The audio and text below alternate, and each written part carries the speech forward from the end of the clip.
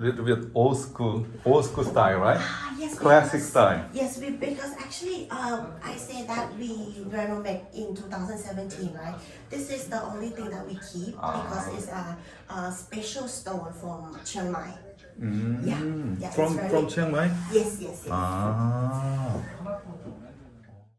안녕하세요. 김성태입니다. 얼마 전에 제가 태국 방콕에 호텔 답사 여행을 다녀왔잖아요. 지난 호텔 답사 여행을 하면서 참 좋은 아이디어를 많이 얻고 왔어요. 그리고 이번에 제가 보고 느낀 부분을 최근에 펜션 창업 컨설팅을 하면서도 적용시킨 부분들이 있습니다. 국내는 매번 다니니까 괜찮은데 해외는 번거롭더라도 좀 열심히 다녀야 되겠다라는 생각을 다시 한번 하게 됐네요.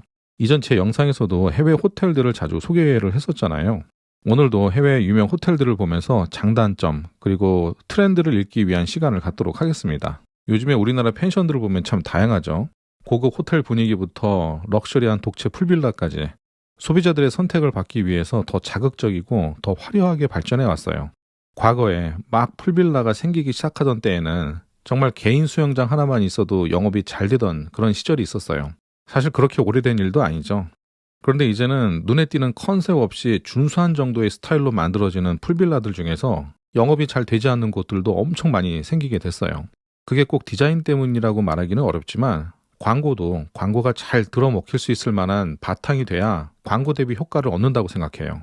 이 외면받는 펜션들을 보면은 비슷한 특징들이 있어요. 분명히 나름은 준수하고 예쁜데 어디선가 본 것 같고 눈에 익숙한 그런 곳들이 점차 먼저 외면을 받는 것 같아요. 풀빌라도 마찬가지고요. 그래서 오늘 한번 저하고 같이 독특한 호텔을 돌아보면서 아이디어를 고민해 볼 수 있는 시간을 가져보면 좋을 것 같습니다. 객실 내부 구조도 참 중요하지만 객실에 비치된 가구 디자인이나 소품들을 이용한 객실 스타일링을 어떻게 했는지 그런 부분도 눈여겨보면 좀 좋을 것 같아요. 그럼 온라인 호텔 답사를 시작하도록 하겠습니다. 아마 이 호텔을 아는 분들이 꽤 많을 거예요. 방콕 쉐라톤 그랜드 스쿰빗 호텔이에요. 5성급 호텔이고요. 방콕의 가장 중심이라고 할 수 있는 아성역하고 바로 붙어 있고 최고의 위치에 높게 솟아있는 호텔입니다. 객실은 총 420개가 있고 역시 객실 타입은 여러 개가 있는데 오늘 제가 소개할 객실은 이 호텔에서 단 3개밖에 없는 멋진 객실이에요. 호텔 로비에 들어가니까 역시 5성급 호텔은 다르긴 다르더라고요. 굉장히 높은 천장에 사방이 모두 대리석을 사용했고 로비 규모가 상당해서 투숙객들도 많은데 번잡하다는 느낌이 하나도 안 들더라고요. 그렇게 감탄을 하면서 조금 기다리다 보니까 호텔의 세일즈 매니저가 나와서 호텔 투어를 시켜줬습니다. 가끔 제 구독자분들이 해외 호텔 답사를 할 때 그냥 무작정 찾아가서 신청하는 거냐고 묻는 경우도 있는데요. 그런 건 아니고요. 사전에 호텔 측에 먼저 시찰 요청을 하고 찾아가서 호텔 담당자하고 만나가지고 이런저런 이야기를 하게 되는 거예요. 저 터미널 21 쇼핑몰을 알고 계신 분들도 많을 것 같아요. 참 유명한 곳이죠. 방콕 여행을 하게 되면은 자주 들리기도 하고요. 요즘에는 아시아티크나 아이콘 시암 같은 곳으로 많이 가더라고요 또. 복도를 따라가다가 가장 일반적인 룸을 먼저 보기로 했습니다. 그란데 룸이라고 하는 객실인데 45제곱미터니까 평수로 따지면은 13.5평 정도가 되는 거예요. 객실 내부 색이 요란하지 않고 참 정갈한 느낌이죠. 경치도 참 좋습니다. 이렇게 콘센트나 버튼을 몰아서 스위치 콘솔을 만드는 것도 참 좋은 것 같아요. 우리나라 펜션에서도 이렇게 하면 참 편리하지 않을까 싶은데 아직은 그저 가정집의 콘센트 위치하고 크게 다르지 않게 배치된 곳들이 참 많죠. 침대는 보통 킹 사이즈를 사용하고 투숙객이 원할 경우에는 트윈베드로 세팅을 해준다고 합니다. 미니바는 이런 식으로 세팅되어 있어요. 다들 아시죠? 커피나 차 정도만 무료고 나머지는 뜯으면 그냥 돈 내는 거예요. 저도 호텔에서 제공되는 그 미니바 가격이 꽤 나가니까 웬만하면 잘 사용하지 않게 되더라고요. 물론 몇 가지 음료나 맥주 같은 거를 무료로 제공해주는 호텔들도 있는데 펜션은 어떨까요? 그냥 제공하는 것보다 좀 더 특별한 감동을 주면서 제공해주는 방법이 분명히 있지 않을까 싶은데요. 좋은 아이디어가 있는 분들은 댓글로 남겨주시면 좋겠습니다. 옷장에 가운하고 슬리퍼, 금고 같은 거는 보통 호텔들하고 다를 거는 없네요. 다만 옷장 안에 조명이 밝은 거는 참 좋아요. 욕실입니다. 바닥이고 손잡이고 수건들이 꽤 많이 깔려있고 널려있죠. 지금 이 상태가 손님들이 입실하기 전에 세팅해 놓은 모습 그대로예요. 우리나라도 숙박료가 아주 비싼 그 럭셔리한 펜션이라면 이런 방식으로 세팅을 하는 것도 좋지 않을까 싶어요. 욕실은 생각보다 작았어요. 공간이 크지 않다 보니까 변기나 샤워부스 같은 유닛들 배치가 참 재미있게 돼 있었어요. 그리고 여기는 2017년에 대대적인 레노베이션 공사를 했는데 벽에 붙어있는 저 타일들이 치앙마이에서 나는 특별한 돌이라고 하더라고요. 이게 참 무식하면은 용감하다고 저 몰랐을 때는 호텔 매니저한테 좀 장난스럽게 이거 약간 촌스러운 스타일 아니냐고 물어봤었는데 듣고 보니까 또 좀 있어 보이더라고요. 치앙마이에서만 나는 뭐 귀한 돌이라고 합니다. 어메니티는 바이레도를 쓰는데 바이레도는 스웨덴 브랜드고 프랑스에서 제조하는 고급 브랜드예요. 사실 저 브랜드는 브랜드 인지도에 비해서 조금은 비싼 느낌이 들어요. 이건 물론 제 개인적인 생각이지만요. 다음에 볼 객실은 럭셔리 스위트예요. 총 70제곱미터니까 21평 정도가 되는 겁니다. 침실은 하나고 거실하고 나뉘어진 스위트예요. 여기도 처음 봤었던 객실하고 비교해서 보면은 크기는 다르지만 전체적인 분위기는 참 비슷해요. 점잖고 고급스러운 분위기라고 하는 게 맞겠네요.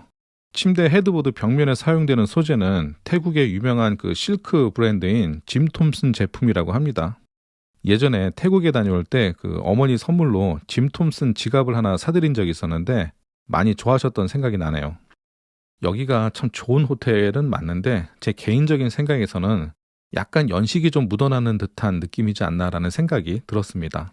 근데 사실 제가 구독자분들한테 보여드리고 싶었던 룸은 이 룸이 아니라 이 호텔 420개 중에서 단 3개밖에 없는 라마 스위트예요. 자, 이제 제가 빨리 구독자님들한테 보여드리고 싶었었던 라마 스위트를 소개하겠습니다. 여기는 이 건물의 10층일 거예요. 그래도 꽤 고층이고 방콕의 수쿰빈 로드나 멀리 공원이 보이는 아주 좋은 전망을 갖고 있는 곳이죠. 입구부터 바로 원목이 사용됐어요. 첫 이미지만 그런 줄 알았는데 객실 전체 마감이 그냥 나무예요. 마감 소재도 비싸겠지만 공정에도 많은 돈이 들어갔겠죠.